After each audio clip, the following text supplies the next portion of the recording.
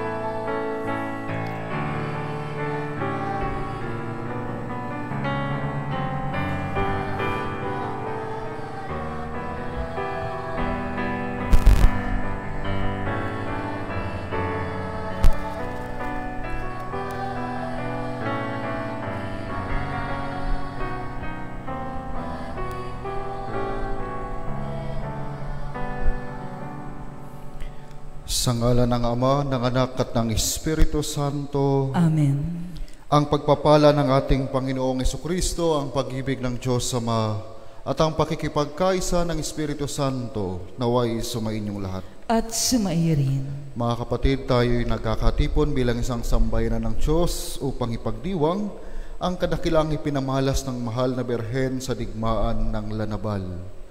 Ang digmaan na kanyang ipinaglabat, pinagwagian, isang pangakong binitawan at binigyang katuparan, isang panahong ginugunita at itinatangi, isang himalang ating naranasan at patuloy na iniingatan. Bilang mga mamamayan ng lungsod ng Quezon, buong galak nating ipinagdiriwang ang dakilang kapistahan ng mahal na Birhen ng Santo Rosario, Lanabal de Manila. Kaya naman po sa pag-uumpisa ng ating banal na pagdiriwang, buong pagpapasalamat at pagpapakumbaba, humingi tayo ng tawad sa Diyos sa mga pagkakataong nakalimutan nating mamuhay bilang mga Kristiyano.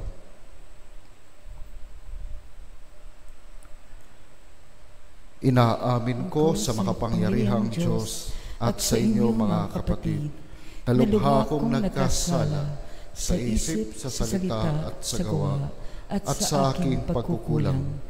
Kaya sinasama ko sa mahal na Birheng Maria, sa lahat ng mga anghel at mga banal, at sa inyo mga kapatid, na ako'y panalangin sa Panginoong ating Diyos. Kawaan tayo ng makapangyarihang Diyos, patawarin tayo sa ating mga kasalanan, at patnubayan tayo sa buhay na walang hanggan. Amen.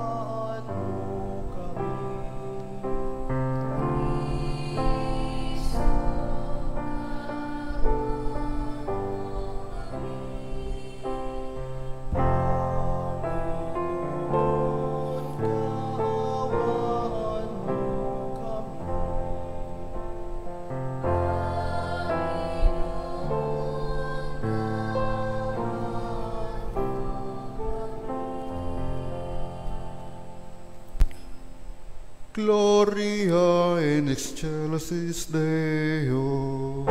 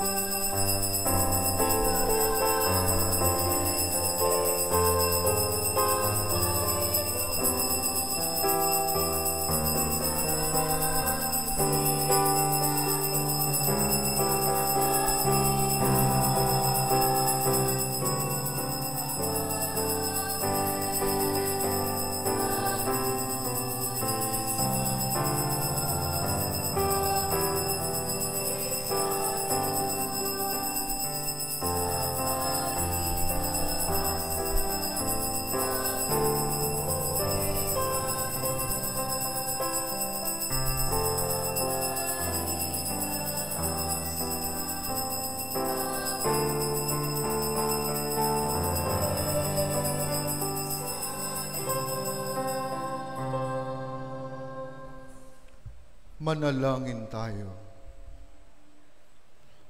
Ama naming makapangyarihan, kasihan mo kami ng iyong pagmamahal upang kaming nakabatid sa pagbabalita ng anghel tungkol sa pagkakatawang tao ng anak mo ay makapakinabang sa kanyang pagpapakasakit at pagkamatay sa krus, sa pagsapit namin sa pagkabuhay niya sa langit, sa pamagitan niya kasama ng Espiritu Santo magpa sa walang hanggan.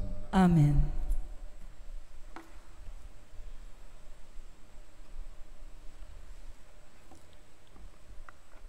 Pagbasa mula sa aklat ni Propeta Zacarias. Sinabi ng Panginoon, "Umawit ka sa kagalakan, bayan ng Sion, pagkat maninirahan na ako sa piling mo. Sa araw na yaon, maraming bansa ang sama-samang magpupuri sa Panginoon at pasasakop sa Kanya. Siya'y maninirahan sa gitna ninyo. Sa gayon, malalaman ninyong sinugo ako ng Panginoon. Muli niyang kukupkupin, ituturing na Kanyang sarili at itatangi ang Jerusalem. Manahimik sa harapan ng Panginoon ang lahat ng nilalang, pagkat siya'y tumindig mula sa kanyang templo." Ang salita ng Diyos. Salamat sa Diyos.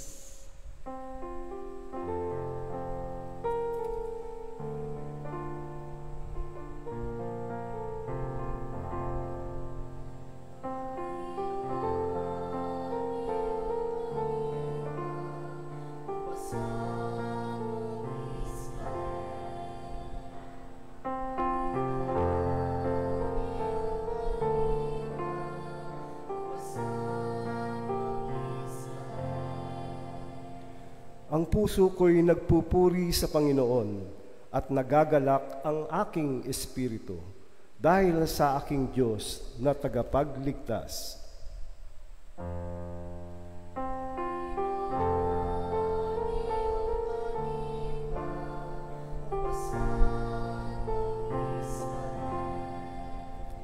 Sapagkat nilikap niya ang kanyang abang alipin, at mula ngayon, ako'y tatawaging mapalad ng lahat ng salinlahi dahil sa mga dakilang bagay na ginawa sa akin ng makapangyarihan.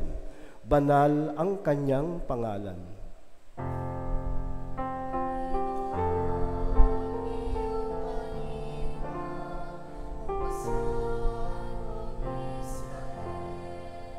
Kinahahabagan niya ang mga may takot sa kanya. Sa lahat ng salit-saling lahi, ipinakita niya ang lakas ng kanyang mga bisig. Pinangalat niya ang mga palalo ang isipan.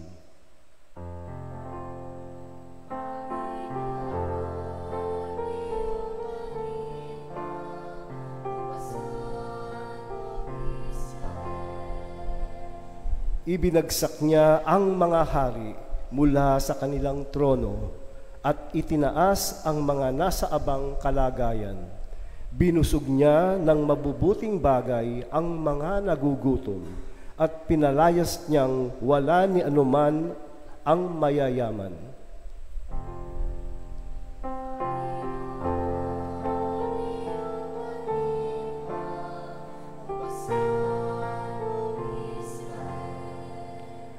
Tinutulungan niya ang kanyang bayang Israel bilang pagtupat sa pangako niya sa ating mga magulang kay Abraham at sa kanyang lahi magpakailanman.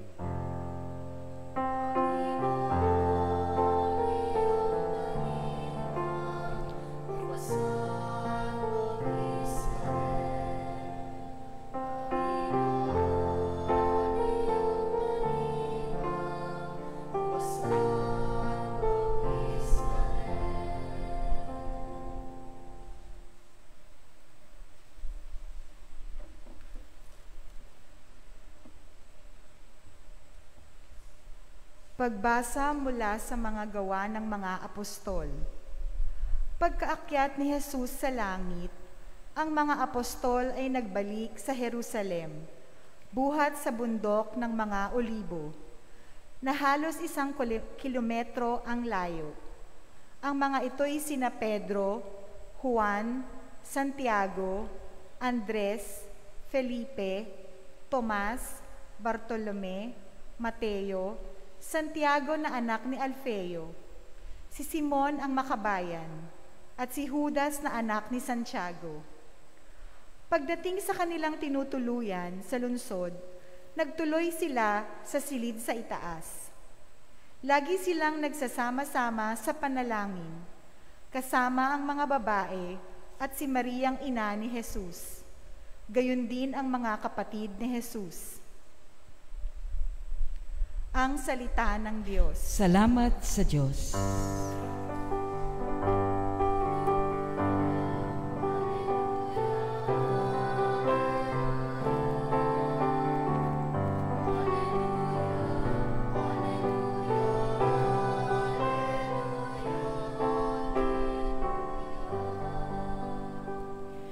Aba, Ginoong Maria, napupuno ka ng grasya. Ang Panginoong Diyos ay sumasa iyo, bukod kang pinagpala sa babaeng lahat.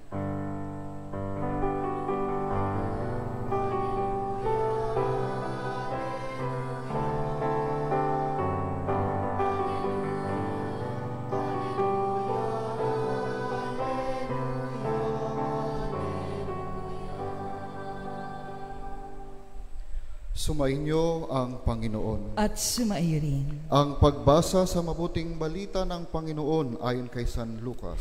Papuri sa iyo, Panginoon. Noong panahong iyon, ang Anghel Gabriel ay sinugo ng Diyos sa Nazaret, Galilea, sa isang dalaga na ang pangalay Maria. Siya ay nakatakdang ikasal kay Jose, isang lalaking buhat sa lipi ni Haring David. Paglapit ng anghel sa kinaroroonan ng dalaga, binati niya ito, "Matuwa ka, ikaw ay kalugod-lugod sa Diyos," wika niya. Sumaiyo ang Panginoon. Nagulumihanan si Maria sa gayong pangungusap at inisip niyang mabuti kung ano ang kahulugan niyon. Kaya't sinabi sa kanya ng anghel, "Huwag kang matakot, Maria, sapagkat kinalulugdan ka ng Diyos. Makinig ka, ikaw ay maglilihi at manganganak ng isang lalaki, at siya'y tatawagin mong Jesus. Magiging dakila siya at tatawaging anak ng kataas-taasan. Ibibigay sa kanya ng Panginoong Diyos ang trono ng kanyang amang si David. Maghahari siya sa angkan ni Jacob magpakailanman, at ang kanyang paghahari ay walang hanggan." "Paano mangyayari ito? Gayon ako'y dalaga," tanong ni Maria. Sumagot ang anghel, "Bababa sa iyo ang Espiritu Santo at lililiman ka ng kapangyarihan ng kataas-taasan. Kaya't banal ang ipanganganak mo at tatawaging anak ng Diyos. Natatandaan mo ang iyong kamag-anak na si Elizabeth. Alam ng lahat na siya'y bao, ngunit naglihi siya sa kabila ng kanyang katandaan. At ngayoy, ika-6 na buwan na ng kanyang pagdadalang tao. Sapagkat walang hindi mapangyayari ang Diyos." Sumagot si Maria, "Ako'y alipin ng Panginoon. Mangyari sa akin ang iyong sinabi." At nilisan siya ng anghel. Ang mabuting balita ng Panginoon. Pinupuri ka namin, Panginoong Hesukristo. Isang mapagpalang hapon po sa inyong lahat. Magandang hapon.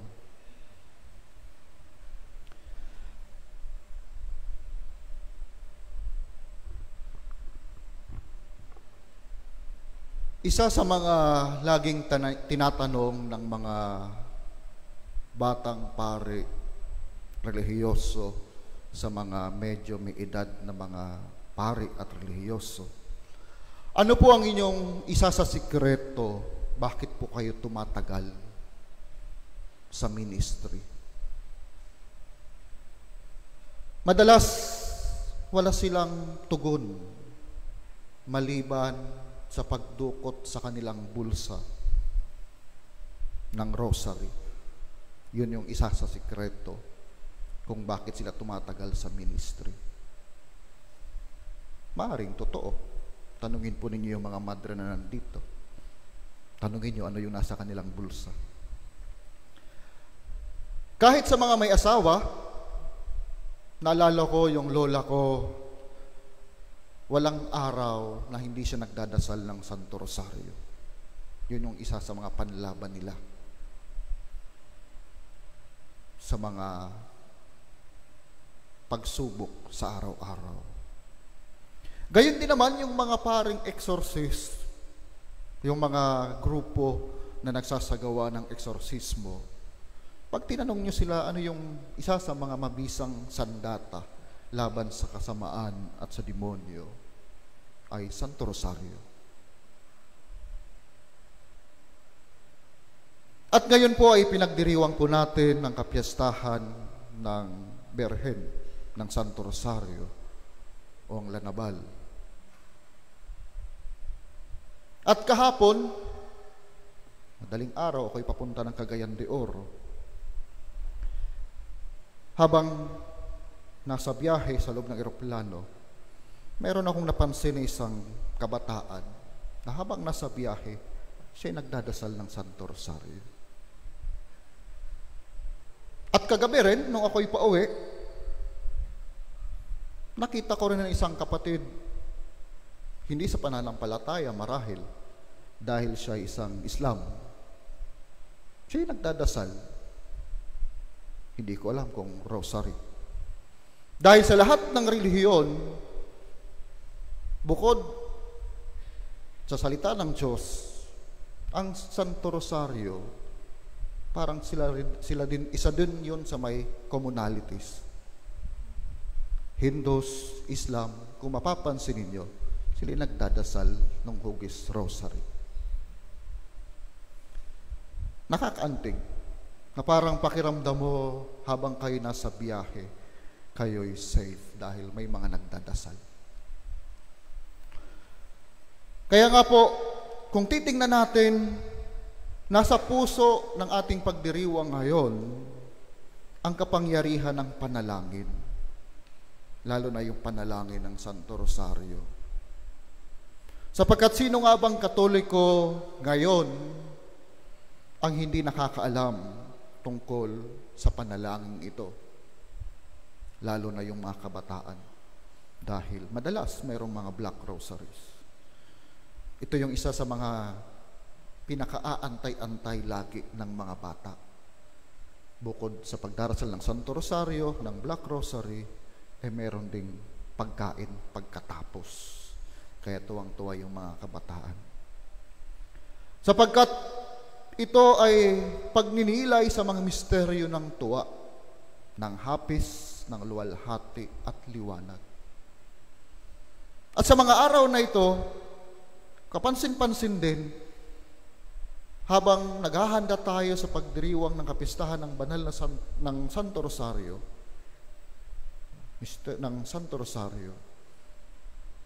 sa Vatican ay isinasagawa din yung Synod of Synodality, na kung saan sila'y sama-samang nagninilay sa buhay at pananampalataya ng simbahan. Na kung titingnan natin, yung Santo Rosario ay nagpapakita rin ng isang paglalakbay. Isang paglalakbay na walang ibang direksyon kung hindi ang ating Panginoong Hesukristo.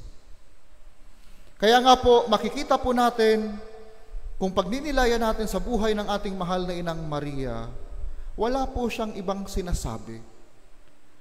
Ako'y alipin ng Panginoon, maganap nawa sa akin ayon sa wika mo.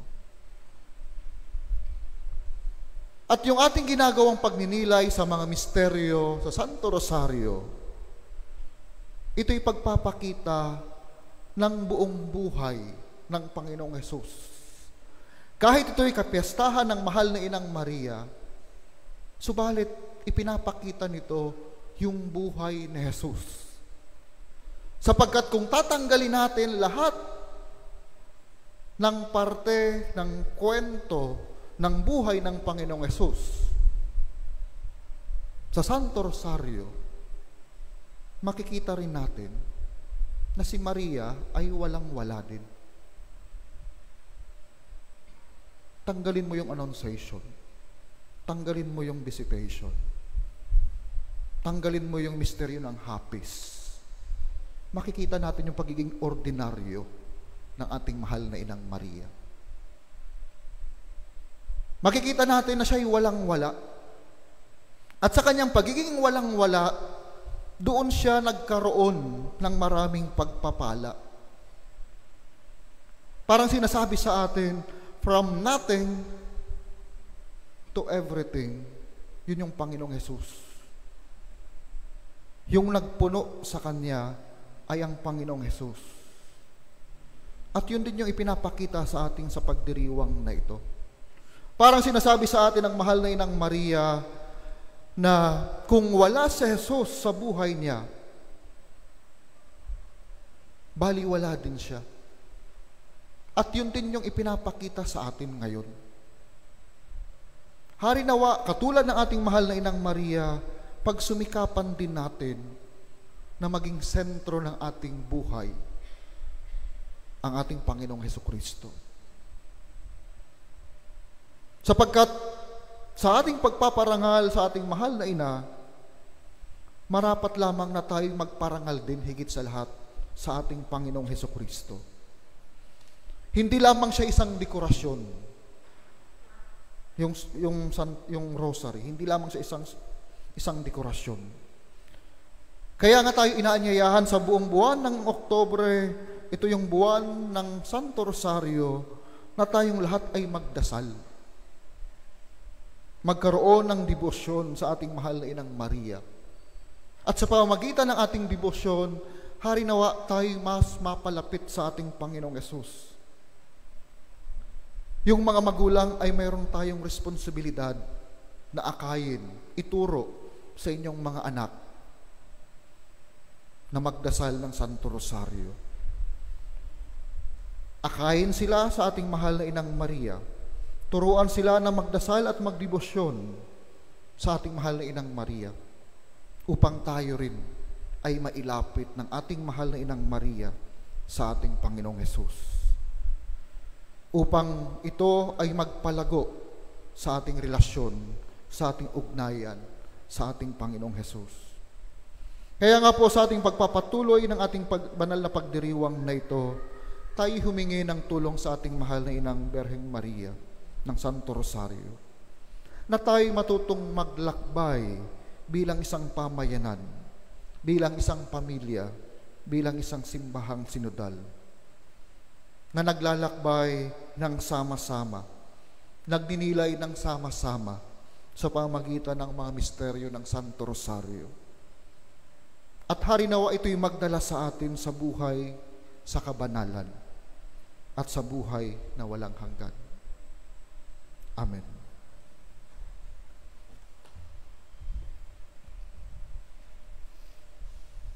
Magsitayo pong lahat. Sumasampalataya ako sa Diyos sa mga makapangyarihan sa lahat, na may gawa ng langit at lupa. Sumasampalataya ako kay Jesucristo, isang anak ng Diyos, Panginoon nating lahat. Nagkatawang tao siya lalang ng Espiritu Santo, ipinanganak ni Santa Mariang Birhen, pinagpakasakit ni Poncio Pilato, ipinako sa krus, namatay, inilibing, nanaog sa kinaroroonan ng mga yumao, nang may ikatlong araw na buhay na magmuli, umakyat sa langit, naluluklok sa kanan ng Diyos sa mga makapangyarihan sa lahat. Doon magmumulat paririto at hukom sa nangabubuhay at nangamatay na tao. Sumasampalataya naman ako sa Diyos Espiritu Santo, sa banal na simbahang katolika, sa kasamahan ng mga banal, sa kapatawaran ng mga kasalanan, sa pagkabuhay na magmuli ng matay na tao, at sa buhay na walang hanggan. Amen. Ipinakita ni Maria, ang ina ng ating Panginoong Hesukristo, ang daan upang ipahayag ang tungkulin ng bawat Kristiyano na tupdi ng kalooban ng Diyos, ang kanyang buong pagtitiwala sa Diyos ay hindi lamang bunga ng kanyang pag-iisip, kundi pati ng kanyang tapat na puso. Sa pamagitan ng kanyang halimbawa, siya ang ating gabay sa pagdulog sa ating Panginoon. Sa bawat panalangin ating itutugon, Panginoon, dinggin mo kami. Panginoon, dinggin mo kami. Para sa lahat ng nakikibahagi sa tawag ni Maria na magpahayag ng pag-ibig ni Jesus sa mundo, ang pamunuan ng simbahan, ang mga pari, madre at relihiyoso, naway pagkalooban sila ng grasya ng Diyos upang patuloy at matapat nilang magampanan ang bukasyong ipinagkatiwala sa kanila. Manalangin tayo sa Panginoon. Panginoon, dinggin mo kami. Nawa ang mga pinuno ng ating pamahalaan ay makakuha ng inspirasyon mula sa buhay ni Jesus, ang anak ni Maria na nagkatawang tao, upang naisin nila na sila'y hindi paglingkuran kundi maglingkod, nang makamit natin ang katarungan at kapayapaang minimithi ng sambayanan. Manalangin tayo sa Panginoon. Panginoon, dinggin mo kami. Naway mapahalagahan natin ang mga biyayang ating natanggap mula sa Amang nasa langit at matutunan na ibahagi ito sa ating kapwa, lalo na sa mga kapatid nating mahihirap. Manalangin tayo sa Panginoon. Panginoon, dinggin mo kami. Si Maria ay naglingkod ng may pagmamahal sa tahanan nila ni Jesus at Jose. Nawa sa pamamagitan ni Maria, ang lahat ng ina ng tahanan ay mapayaman din ang pagmamahal at kabanalan sa kanilang pamilya. Manalangin tayo sa Panginoon. Panginoon, dinggin mo kami. Para sa ating lahat na nagtitipon dito, nawa ang halimbawa ni Maria ay patuloy na magbigay gabay sa ating tungkuling ipagtanggol ang buhay. Manalangin tayo sa Panginoon. Panginoon, dinggin mo kami. Para sa lahat ng mga minamahal natin sa buhay na yumaon na, nawa makatanggap sila ng handog na buhay na walang hanggan kasama si Maria, ang ating Reyna at Ina, at ang mga banal sa langit. Manalangin tayo sa Panginoon. Panginoon, dinggin mo kami. Amang maawain, binigay mo si Maria sa amin bilang aming ina at Reyna. Sa pamagitan ng patuloy na pagdarasal sa Kanya, naway matanggap namin ang kaganapan ni Kristong aming Panginoon. Amen.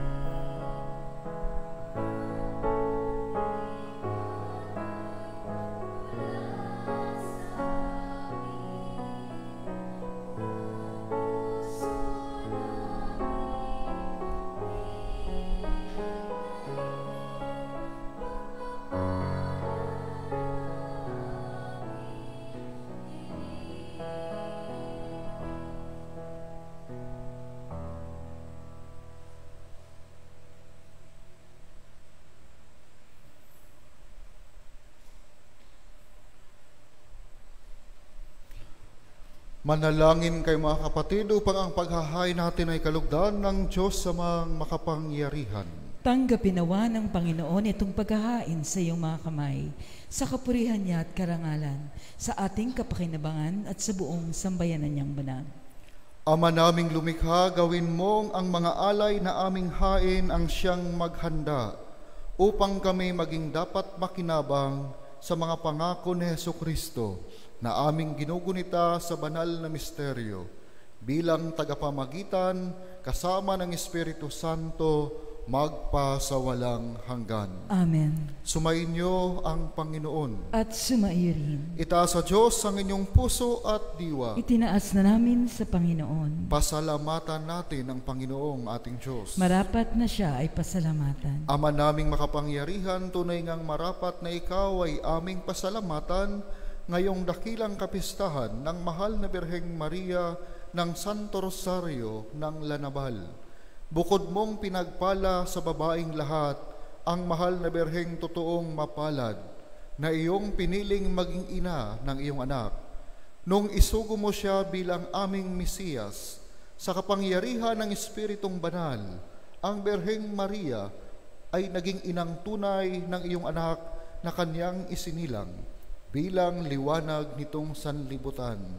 Kaya kaisa ng mga anghel na nagsisiawit ng papuri sa iyo nang walang humpay sa kalangitan, kami nagbubunyi sa iyong kadakilaan.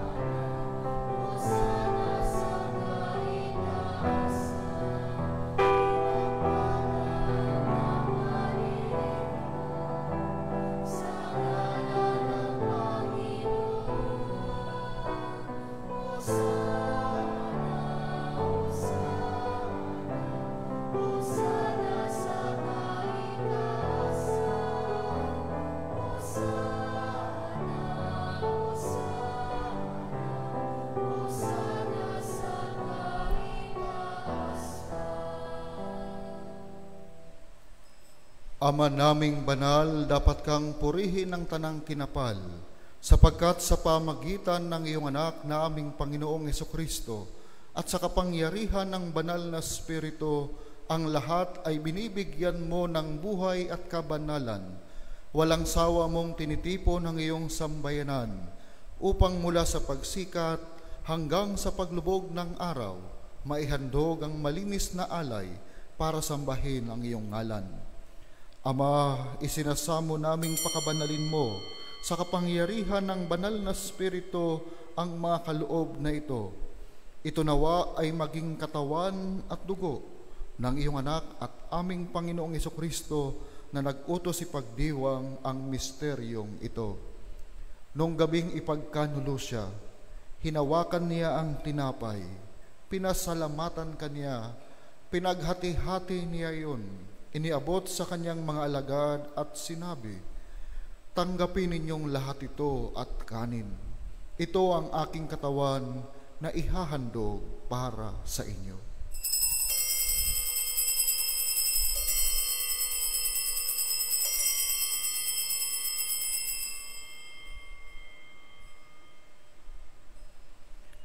Gayon din naman nung matapos ang hapunan, hinawakan niya ang kalis, muli kanyang pinasalamatan. Iniabot niya ang kalis sa kanyang mga alagad at sinabi, "Tanggapin ninyong lahat ito at inumin. Ito ang kalis ng aking dugo ng bago at walang hanggang tipan. Ang aking dugo na ibubuhos para sa inyo at para sa lahat sa ikapagpapatawad ng mga kasalanan.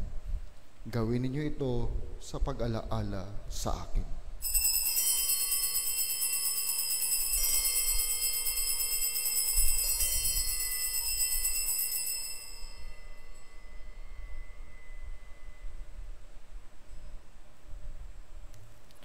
Ipagbunyi natin ang misteryo ng pananampalataya.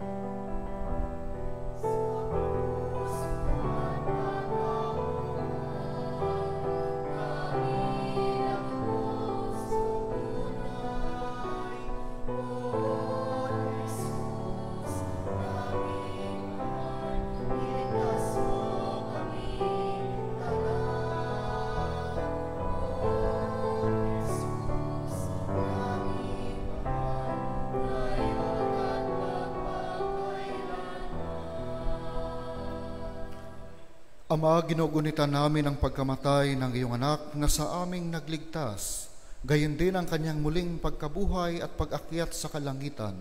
Samantalang ang kanyang pagbabalik ay pinananabikan, kaya bilang pasasalamat, ngayon aming iniaalay sa iyo ang buhay at banal na paghahaing ito. Tunghayan mo ang handog na ito ng iyong simbahan. Masdan mo ang iyong anak na nag-alay ng kanyang buhay upang kami ay ipagkasundo sa iyo. Lubin mong kaming magsalo-salo sa kanyang katawan at dugo, ay mapuspos ng Espiritu Santo at maging isang katawan at isang diwa kay Kristo. Kami nawa ay gawin niyang handog na habang panahong nakatalaga sa iyo. Tulungan nawa niya kaming magkamit ng iyong pamana, kaisa ng ina ng Diyos, ang mahal na Birheng Maria, na kabiyak ng kanyang pusong si San Jose, kaisa ng mga apostol at ng mga martir, at ng kaisa ng lahat ng mga banal na aming inaasahang laging nakikiusap para sa aming kapakanan. Ama, ang handog na ito ng aming pakikipagkasundo sa iyo ay magbunga nawa ng kapayapaan at kaligtasan para sa buong daigdig. Patatagin mo sa pananampalataya at pag-ibig ang iyong simbahang naglalakbay sa lupa, para sa iyong lingkod na si Papa Francesco, ang aming obispong si Roberto, ng tanang mga obispo at buong kaparian, at ng iyong piniling sambayanan. Dinggin mo ang mga kahilingan ng iyong angkan na ngayoy tinipon mo sa iyong harapan. Amang maawain, kupkupin mo at pag-isahin ang lahat ng iyong mga anak sa bawat panig at sulok ng daigdig. Kaawaan mo at patuloyin sa iyong kaharian ang mga kapatid naming yumao at ang lahat ng lumisan na sa mundong ito na nagtataglay ng pag-ibig sa iyo. Kami ay umaasang makararating sa iyong piling at sama-samang magtatamasa ng iyong kaniningang walang maliw, sapagkat aming masisilayan ang iyong kagandahan sa pamagitan ng aming Panginoong Jesucristo na siyang pinagdaraanan sa bawat kaloob mo sa amin ay kabutihan. Sa pamagitan ni Kristo kasama niya at sa Kanya, ang lahat ng parangal at papuri ay sa iyo, Diyos samang makapangyarihan, kasama ng Espiritu Santo, magpa sa walang hanggan.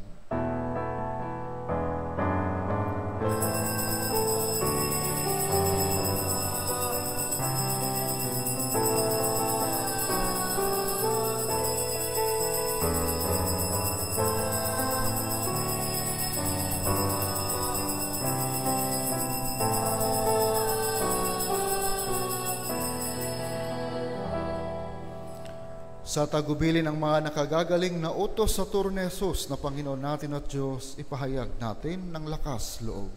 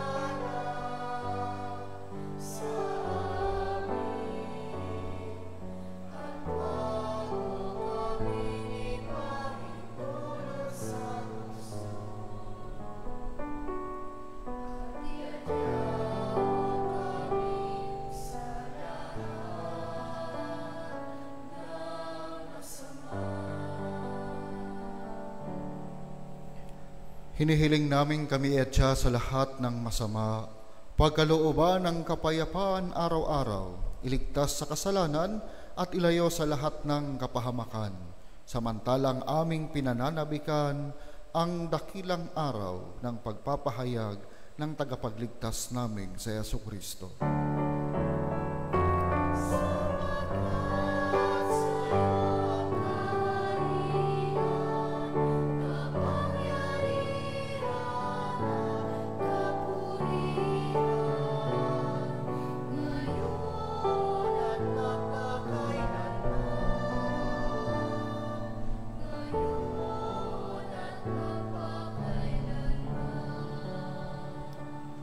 Panginoong Jesucristo, sinabi mo sa iyong mga apostol, kapayapaan ang iniiwan ko sa inyo.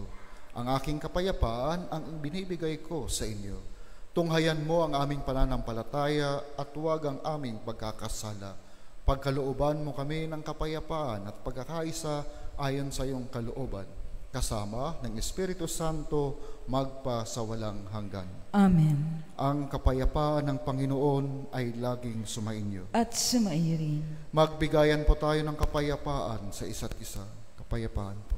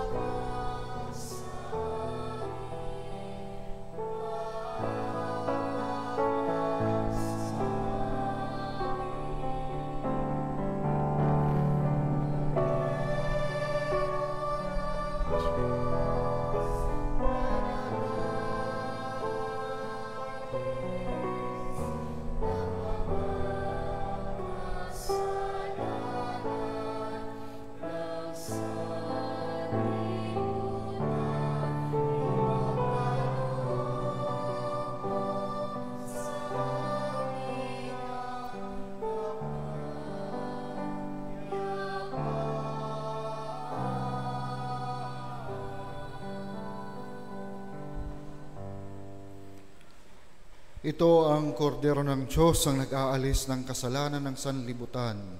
Mapalad ang mga inaanyayahan sa kaniyang piging. Panginoon, hindi ako karapat-dapat na magpatuloy sa iyo. Ngunit sa isang salita mo lamang ay gagaling na ako.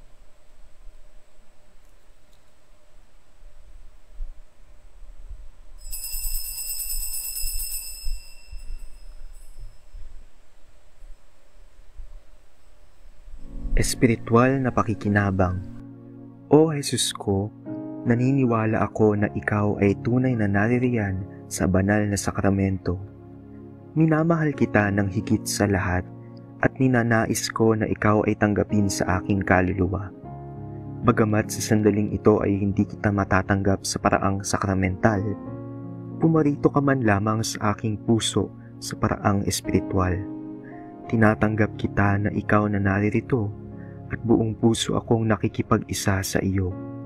Huwag mong pahintulutang ako'y mapahiwalay sa iyo. Amen.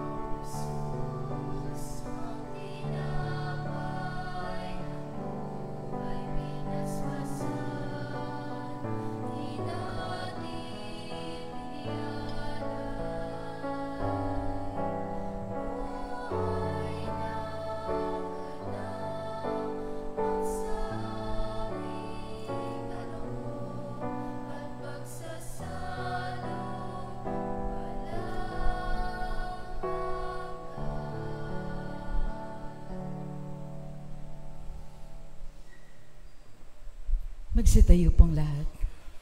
Manalangin tayo.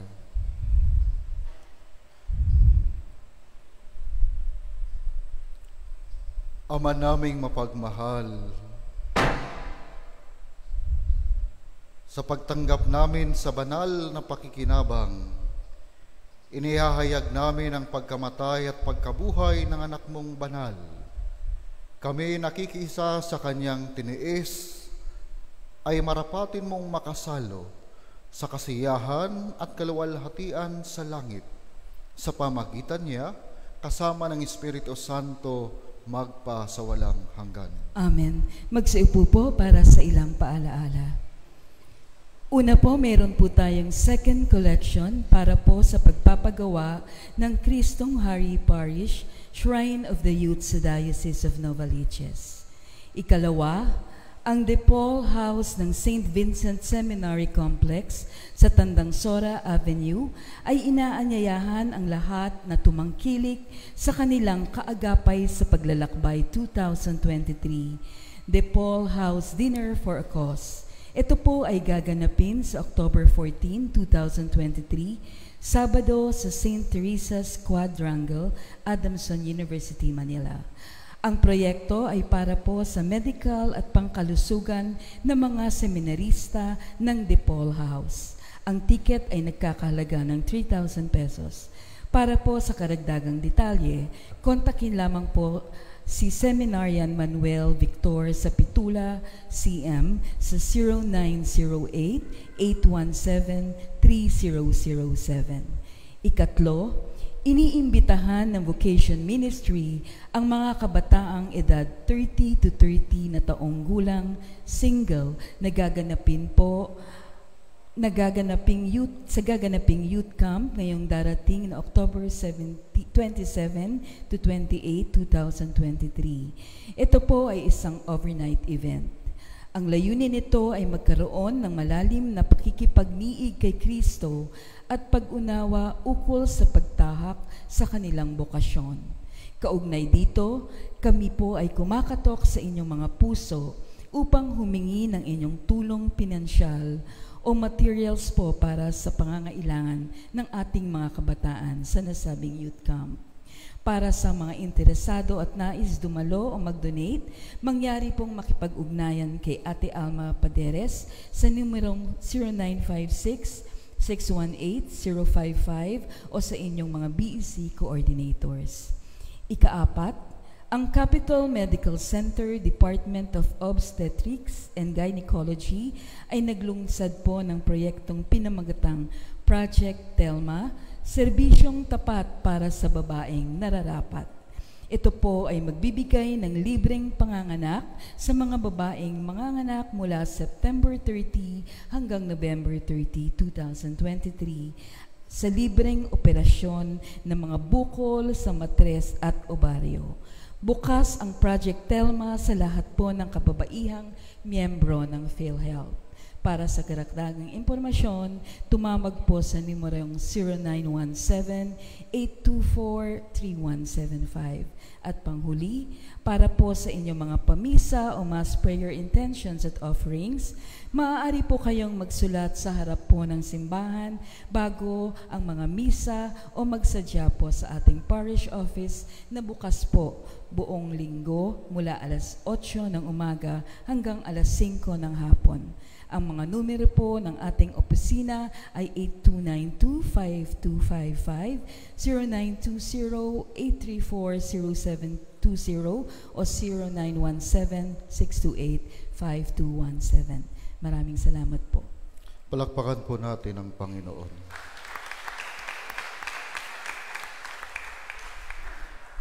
Marami po tayong ganap at gawain itong mga nakaraang araw, kahit sa parokya po siguro, ang dami-daming mga kapiyastahan, daming mga planning na ginagawa. Kaya may mga bagay din po tayong hindi napapansin pero mahalaga. Ngayong darating sa susunod na weekend po ay planning ng ating parokya, October 14 and 15. Kuya Peter, tama po. Hindi ako nagkakamali. Ito po ay 2 days na pagpaplano para sa loob ng 3 taon na plano ng ating parokya, 3 hanggang 5 taon na plano ng ating parokya. Kaya humihingi po kami ng inyong panalangin. So wala po sila dito. Lahat ng miyembro ng PPC, PFC, yung execom nila yata, at yung sa mga area coordinator ay magsasama-sama para sa isang panalangin at pagpaplano. Ngayon din pong buwan, kung hindi po, marahil alam po ng karamihan, pero hindi po natin binibigyan ng pansin, ay election din po ng barangay po at yung sa mga SK. Kaya po yung paanyaya namin, kahit sa mga leader yata hindi naisip, sa mga paanyaya po namin sa mga gustong magbolontaryo sa PPCRB, mga area coordinator na nandito, mga kabataan, kasi wala naman pong edad, no? Yung sa PPCRB, kasi may mga kabataan na pwedeng umupo dun sa table para tumulong mag-locate ng kanilang presinto, at yung mga medyo may edad magdasal, kasi mas marami pong trabaho yung barangay election ngayon dahil po ito ay manual.